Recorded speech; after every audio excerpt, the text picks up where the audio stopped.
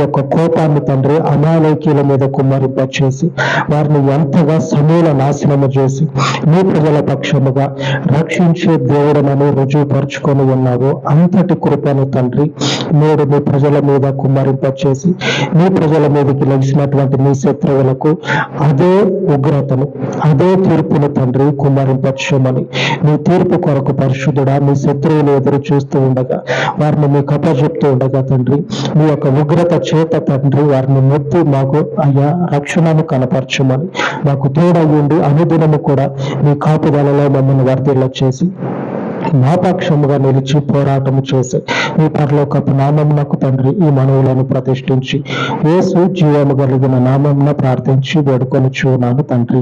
ఆమేన్ ఆమేన్. మన పరిశుద్ధుడైన దేవుని కృప నిత్యము మనకు తోడయ్యుండును గాక. ఆమేన్ ఆమేన్.